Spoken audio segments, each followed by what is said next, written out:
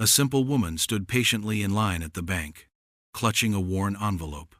The staff glanced at her sandals, her plain dress, and decided she wasn't worth their time. They laughed. They whispered. They humiliated her in front of everyone. But when her son walked in, the man whose signature was on their paychecks, his reaction didn't just silence the room, it changed the entire bank forever. What happened next left everyone breathless. The marble floors of Renshaw Private Banking gleamed beneath the flickering lights of imported chandeliers, casting fractured reflections of wealth onto anyone who dared to step through its towering glass doors. The scent of cologne, polished leather, and espresso floated faintly in the air. Behind the premium client counter, rows of glass desks housed sleek professionals in navy suits and $1,000 shoes, all of them speaking in clipped, polite tones, reserved for people with million-dollar portfolios. Into this shrine of wealth stepped Maria Torres, 63 years old, short, with a small frame bent slightly by years of housework, her hair neatly pulled into a bun, her blouse a little faded, and her second-hand sandals worn thin at the heel. In her hand she clutched a manila envelope, old, crinkled, with corners that had curled from time. Inside was a check, written out carefully, with her slightly shaky handwriting, and a handwritten letter from her son, instructions to deposit a donation into an account he'd created for the Children's Circle Shelter. She approached the velvet rope that separated the premium services from the standard customer area and hesitated just a moment before stepping forward. A young man with gelled hair and a badge reading Cody Client Liaison raised a brow as he noticed her. His eyes moved from her sandals to her thrift store blouse and finally rested on the envelope in her hand. "Can I help you, ma'am?" he asked, his voice already laced with preemptive dismissal. Maria smiled softly and nodded. "Yes. I was told to speak with the branch manager. It's about a deposit for my son's account. He left instructions." She held up the envelope. Cody blinked slowly. "Right. Okay, what's the account name?" She fumbled slightly, pulled out the letter, and read from it. "Lucas Santiago." He said the funds go to an account under LS Holdings, Youth Outreach Initiative. The room shifted. The receptionist, 2 desks down, turned her head slightly. Cody's eyes flickered, then narrowed. "That's a high-level corporate trust. Are you sure you have the right name?" Maria nodded patiently. "Yes. He told me to come here directly. He said the manager would know." Cody's mouth twitched in the barest smirk. "Right. Well, this area is reserved for our priority clients. That means individuals with verified 7-figure accounts. Maybe try the general teller window." He gestured lazily over to a long line of people near the entrance. A different world entirely. Maria shook her head gently. "But my son told me." "Your son?" A voice cut in. It belonged to a woman in a fitted navy suit, with polished red nails and a silver nameplate. Rebecca, assistant branch manager. She approached with the kind of gait that had stomped out nonsense many times before. "Is there an issue, Cody?" "She says she's here about an LS Holdings deposit," Cody replied, trying and failing to hide his amusement. Rebecca turned her eyes to Maria. They swept over her, took in the soft, worn shoes, the envelope clutched to her chest like a lifeline, and she let out a low, disbelieving breath. "Ma'am," she began, her tone icy under a forced smile, "you may not realize this, but LS Holdings is a private trust owned by one of our most high-profile clients. The account is not public, and access isn't given to just anyone who walks in off the street claiming a connection." Maria's smile didn't falter. "I understand. I'm his mother. He told me to come here. The envelope has his letter inside." Rebecca blinked.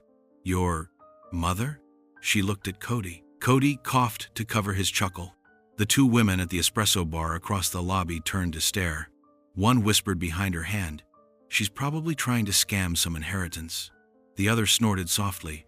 Maria shifted her weight, unbothered, but increasingly aware of the growing eyes around her. "If you just read the letter," she offered gently. "Or perhaps call Lucas directly. We're not in the habit of calling billionaires at their mother's request," Rebecca snapped, her tone sharper now. "And we certainly don't validate account access with handwritten notes. Do you have any ID?" "Yes," Maria replied, and pulled out a slightly bent state ID from her coin purse. Rebecca took it without a word, looked at it, then raised a brow. Different last name. Santiago is from his father. I kept mine, Maria explained. We never changed it when I got divorced. Rebecca handed the ID back like it was something mildly unpleasant. Of course.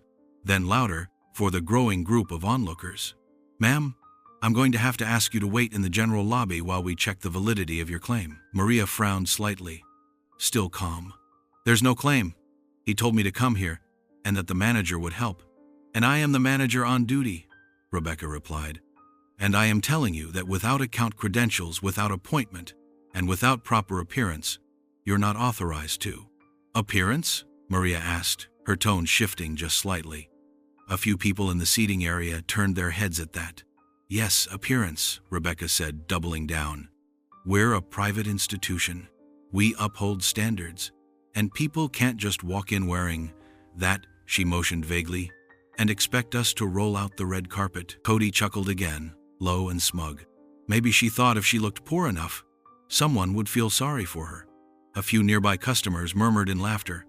A sharply dressed man whispered to his companion, "This is getting uncomfortable." Maria straightened, not angrily, but with a kind of grounded stillness that only someone who's lived a full life can wear. I didn't come here for pity or red carpets. I came here to do what my son asked of me. Rebecca crossed her arms.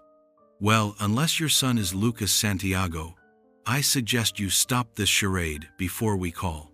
He is Lucas Santiago, Maria interrupted softly. And I am his mother. Rebecca blinked, caught off guard by the sincerity in her voice. But then the sarcasm returned. Sure, and I'm the Queen of Monaco.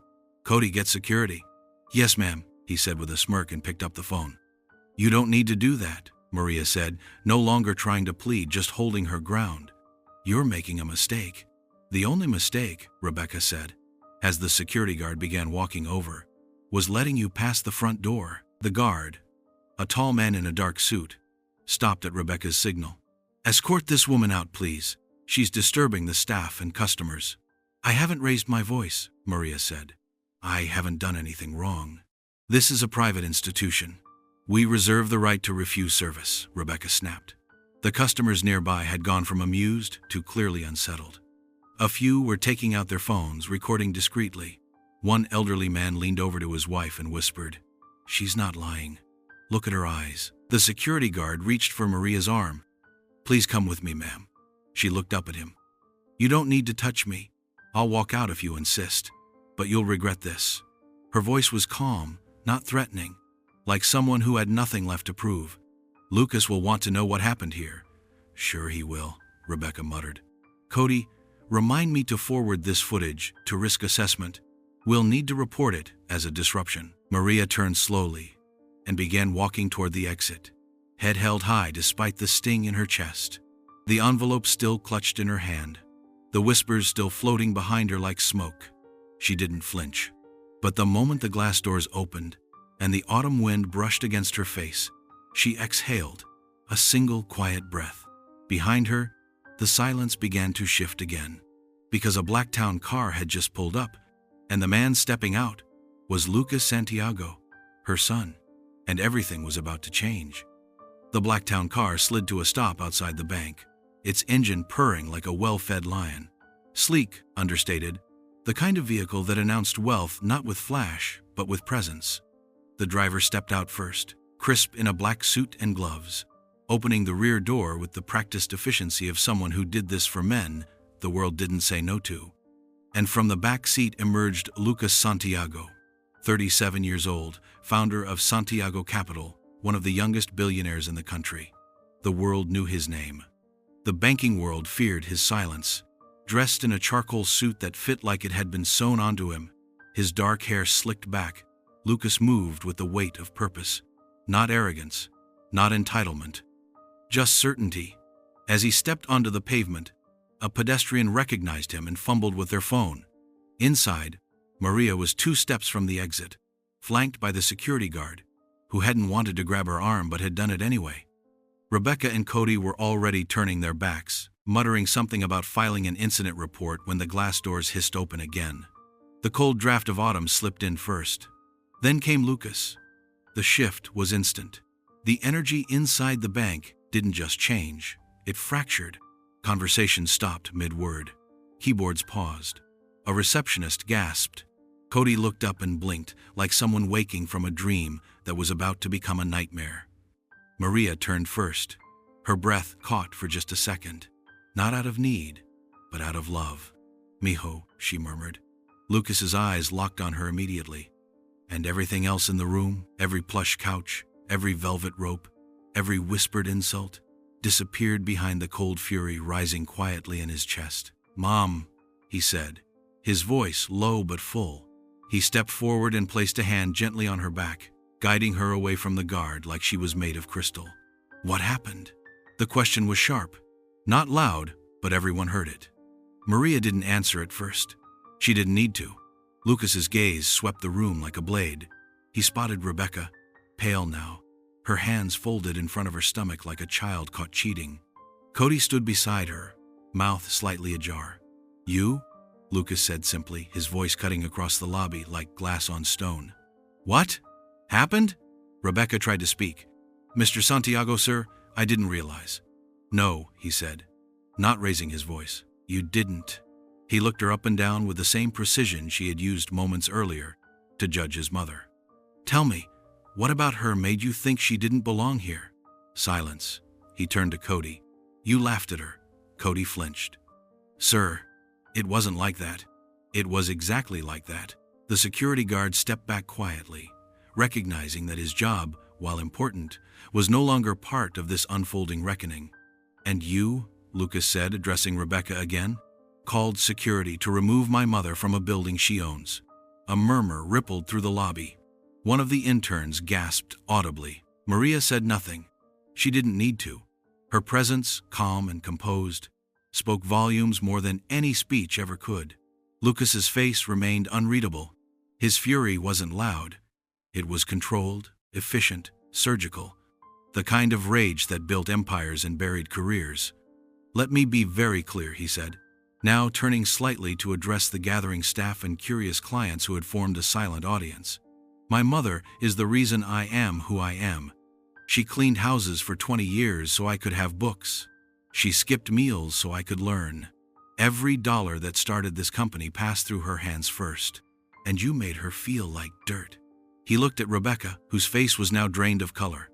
"You judged her for her clothes, her shoes, her voice. You looked at a kind, soft-spoken woman and decided she wasn't worthy of dignity." A few staff members lowered their eyes. "So, here's what's going to happen," Lucas continued, not missing a beat. "Rebecca, you're fired. Effective immediately." Her jaw dropped. "Please, Mr. Santiago, one. You've had your say," he cut in. "You'll be escorted out today. Your final paycheck will be processed. Do not return." Two security guards who had just arrived exchanged awkward glances. One nodded, then stepped forward toward Rebecca. "Cody," Lucas said, turning, "you're being placed on immediate suspension pending retraining. And whether or not you keep your job depends on how quickly you unlearn everything I saw here today." "Yes, sir," Cody stammered. "I understand." "I doubt it," Lucas replied coldly. He turned now to the broader lobby, speaking not with anger, but clarity. "This bank, this entire institution, is being restructured today. As of this moment, a new initiative called Open Hands will begin. It will include a community outreach program, a free financial literacy workshop series, and a dignity-first training protocol for all staff. If you don't like that, there's the door." The room was dead silent. A couple of customers began clapping, slow at first, then growing. One man recorded it all. Another whispered, "That's going viral tonight." Lucas turned to his mother again, gently brushing her arm. "Mom, I'm sorry this happened. You don't need to apologize for other people's smallness," she said quietly. "I told them I wasn't just some nobody." Her voice was steady. She looked around the room, but they couldn't see it. Lucas smiled slightly, then addressed the room again. "There's something else you should know. My mother didn't come here to ask for anything. She came to deposit a donation, money she wanted to give away to children in need. While you were laughing at her, she was trying to help people you'll never meet." He pulled the envelope from her hands and raised it slightly. This is what real value looks like." Another camera flash. Another video recorded. The moment was no longer private, it was public, and it would be permanent. "I want everyone who works here," Lucas said, "to know. Your job is not to gatekeep luxury. Your job is to serve every human being who walks through that door with respect. I don't care if they're in Prada or Payless. If they walk in with dignity, they leave with dignity." A smattering of applause grew louder. Rebecca, still stunned, was escorted toward the back, her shoes clicking a different rhythm now, one of consequence. Cody leaned against the wall, pale, sweating. The security guard looked shaken. Lucas glanced toward the cameras. "To whoever's filming, don't stop. Let people see what happens when we stop judging books by their covers and start measuring worth by kindness, by intention, by heart." He turned to his mother. "Let's go home." "You're not going to stay?" she asked gently. "You've said what needs saying." Lucas shook his head. "I've said enough. Now I'm going to build something better. And I'm starting with a policy named after you." He looked up. "The Maria Protocol. Mandatory empathy. No exceptions." And with that, they walked out. Together. The son in his tailored suit. The mother in her worn sandals. The world behind them already beginning to change. 3 months had passed since the day a quiet woman in worn sandals had walked into a luxury bank and been treated like an intruder in a world obsessed with appearances. Since then, the marble floors of Renshaw Private Banking had seen more than just polished shoes and designer heels. They had felt the weight of change. Real change. Not the kind that comes in press releases and PR campaigns, but the kind that begins in the soul and bleeds into every handshake, every policy, every passing glance between human beings. The transformation had been deliberate.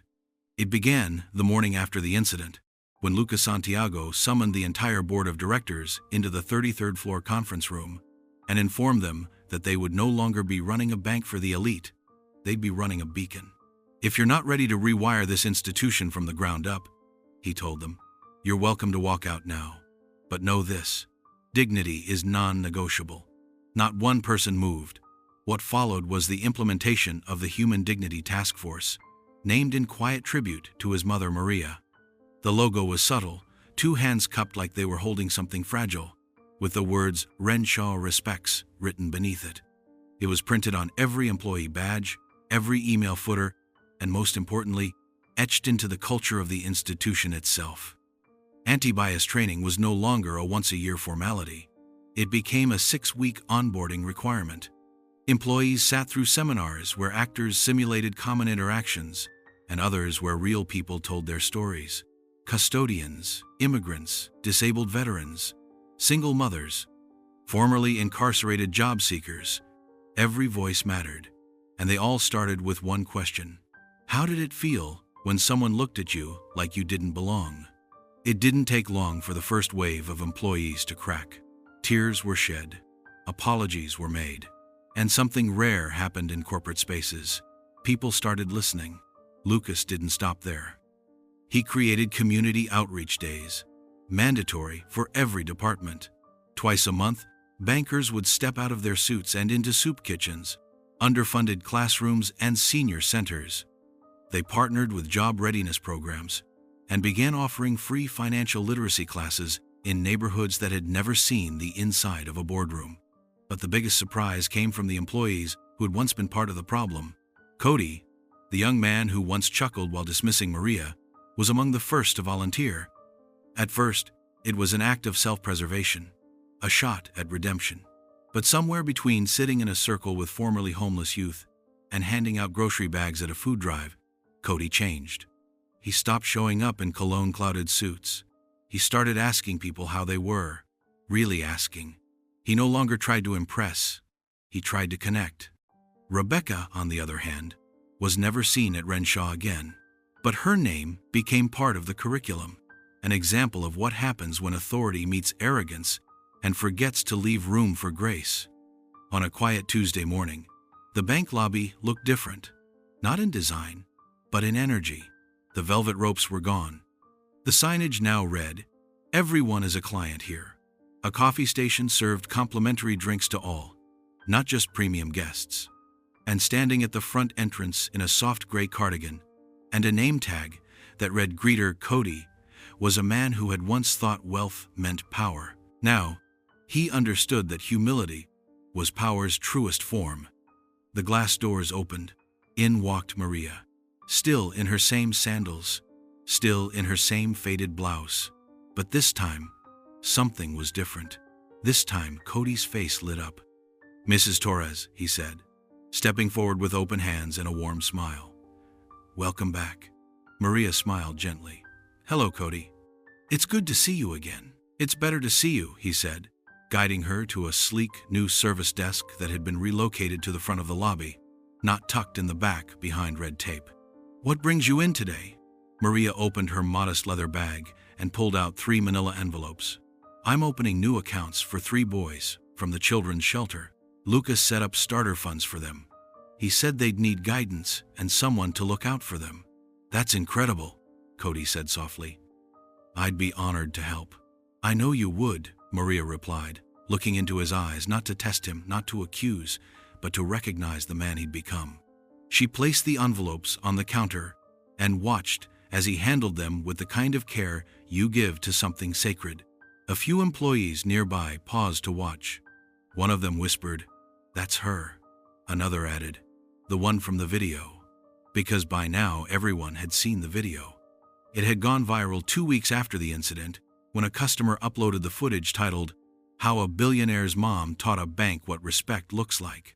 Overnight, it had racked up millions of views, sparking conversations across boardrooms, college campuses, and family dinner tables. News outlets picked it up. Business schools added it to leadership case studies. The Harvard Review published a full-page article titled, "The Maria Moment: Rebuilding Culture Through Dignity." The clip where she stood head high saying, "I told you, I'm not just some nobody," became a mantra for people around the world who'd ever been underestimated. Lucas had refused every interview. "Let the story speak for itself," he told reporters. "It's not about me." And Maria, true to herself, had turned down all offers for press appearances.